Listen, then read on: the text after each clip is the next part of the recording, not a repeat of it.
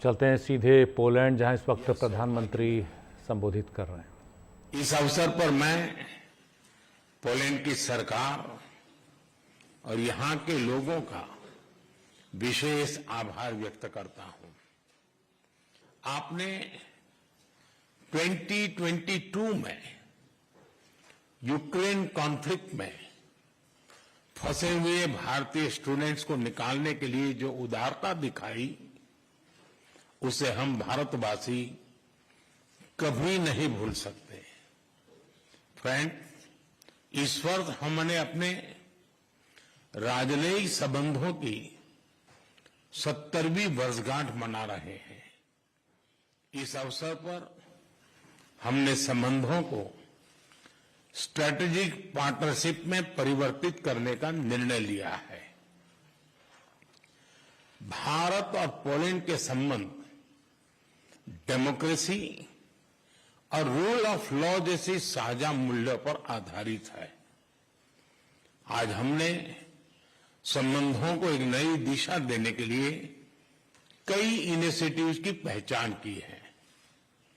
दो लोकतांत्रिक देशों के रूप में हमारी पार्लियामेंट के बीच आदान प्रदान को बढ़ावा दिया जाना चाहिए। आर्थिक सहयोग को व्यापक रूप प्रदान करने के लिए प्राइवेट सेक्टर को जोड़ने के लिए काम किया जाएगा।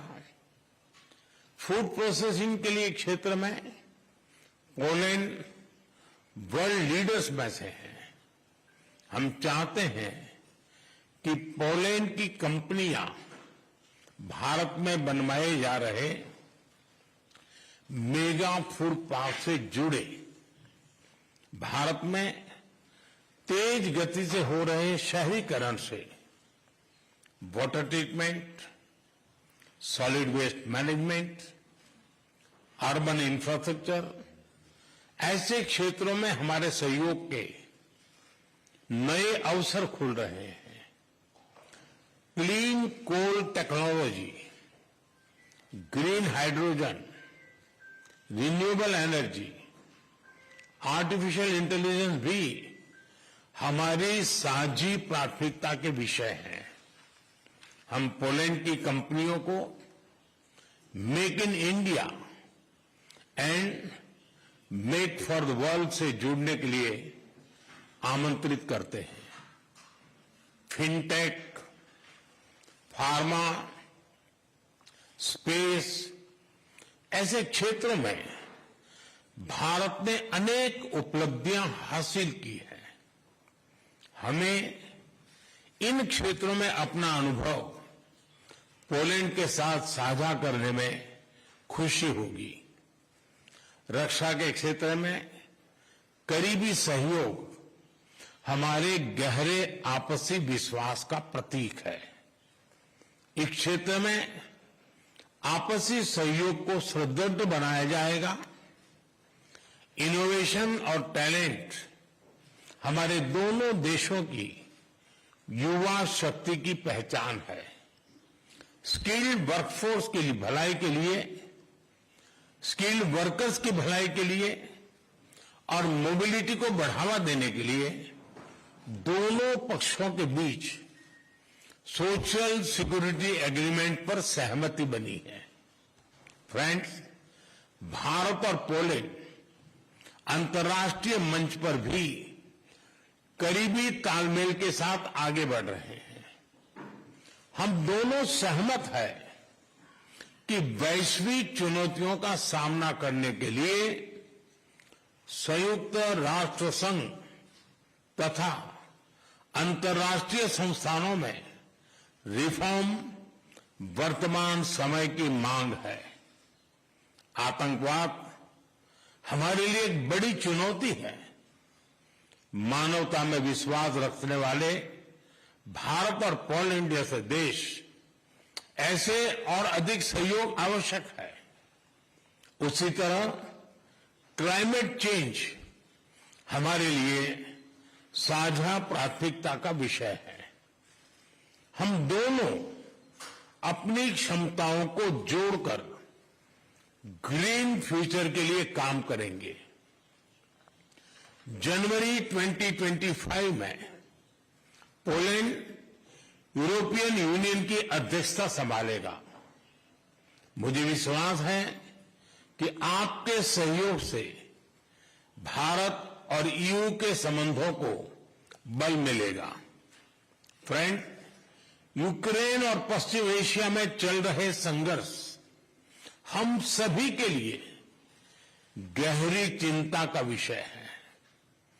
भारत का यह दृढ़ विश्वास है कि किसी भी समस्या का समाधान रणभूमि में नहीं हो सकता।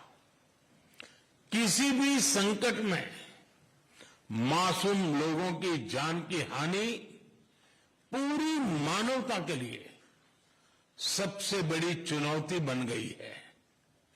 हम शांति और स्थिरता की जल्द से जल्द बहाली के लिए डायलॉग और डिप्लोमेसी का समर्थन करते हैं। इसके लिए भारत अपने मित्र देशों के साथ मिलकर हर संभव सहयोग देने के लिए तैयार है। फ्रेंड्स, पोलैंड में इंडोलॉजी और संस्कृत का बहुत पुराना और समृद्ध ट्रेडिशन रहा है। भारतीय सभ्यता और भाषाओं में गहरी रुचि से हमारे संबंधों की मजबूत नींव रखी गई है। हमारे गहरे पीपल टू पीपल टाइज का एक प्रत्यक्ष और जीवंत उदाहरण कल मैंने देखा। इंडियन पोल्स के दोबरे महाराजा और कोल्हापुर के महाराज की याद में बनाए गए मॉन्यूमेंट्स पर मुझे श्रद्धांजलि देने का सौभाग्य मिला। मुझे खुशी है कि आज भी पोलैंड के लोग उनके परोपकार और उदारता का सम्मान करते हैं।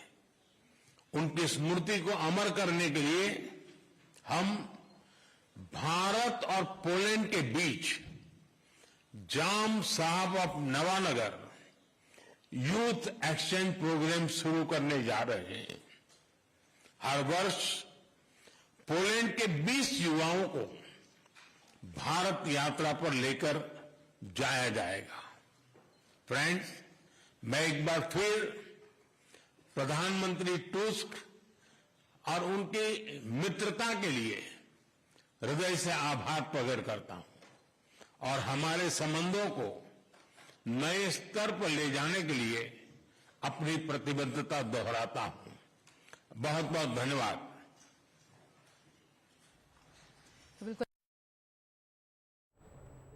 प्रधानमंत्री मोदी पोलैंड के दौरे पर हैं, इसके बाद वो यूक्रेन जाएंगे। पोलैंड और भारत के बीच जो ऐतिहासिक संबंध हैं, प्रधानमंत्री ने उनका जिक्र किया।